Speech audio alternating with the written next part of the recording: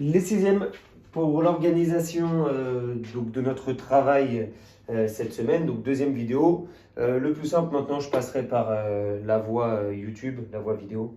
Je pense que c'est plus compréhensible. Le travail que vous avez déjà réalisé donc sur feuille. Certains ont réussi à me l'envoyer, d'autres ont un petit peu plus de mal. Je vous propose l'organisation suivante et pour tout le monde.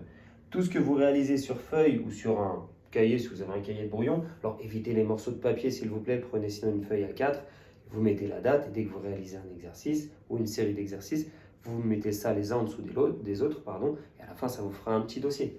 Donc mettez ça dans une chemise ou une pochette s'il vous plaît, et puis je récupérerai ça le jour où on se retrouve. De mémoire c'est le 4 mai. En tout cas, gardez ça sérieusement, comme ça je récupérerai tout physiquement. C'est à la fois plus simple dans notre organisation, et puis de toute façon, comme je ne vais pas m'amuser à imprimer l'ensemble de ce que vous m'envoyez, comme ça je récupérerai ça physiquement et ce sera toujours plus simple pour moi pour le corriger. Maintenant qu'on a mis en place donc le début du cours, je vous propose d'utiliser le Kiwi. Donc votre workbook, c'est toujours un support plus simple pour réaliser des exercices vu qu'ils sont déjà dessus. Les exercices sont ludiques et en couleur. Je vous propose de remplir ça au crayon préférentiellement. Après, si vous êtes sûr de vous, remplissez au stylo, mais c'est indélébile, vous ne pourrez plus l'effacer. Ça aussi, le Kiwi, comme ça, je pourrais le récupérer le 4 mai et regarder un petit peu ce que vous avez fait pendant cette période.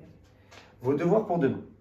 Donc, vous avez cet après-midi pour les réaliser, et puis vous avez encore demain, d'accord, parce qu'on était censé avoir 1 heure aujourd'hui et 2 heures demain, et je vous enverrai ensuite quelque chose pour les vacances. Alors, je vous demande de réaliser l'exercice 3, page 42 de votre Kiwi. Moi, je vous ai proposé en correction l'exercice 2, donc vous verrez dans la vidéo YouTube qui suit.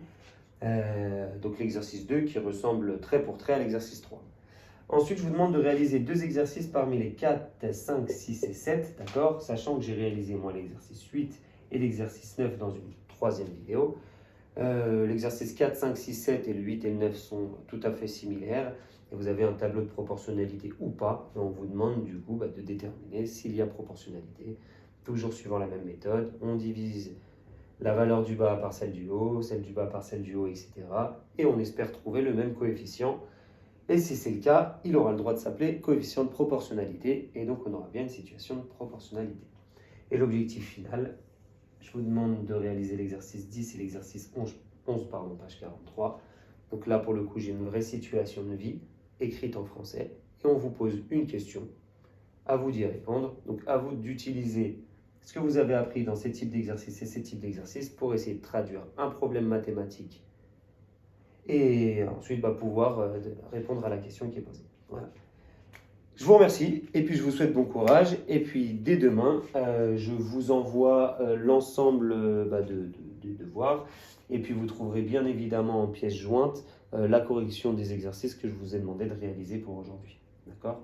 Demain, je vous donnerai la correction de ceci.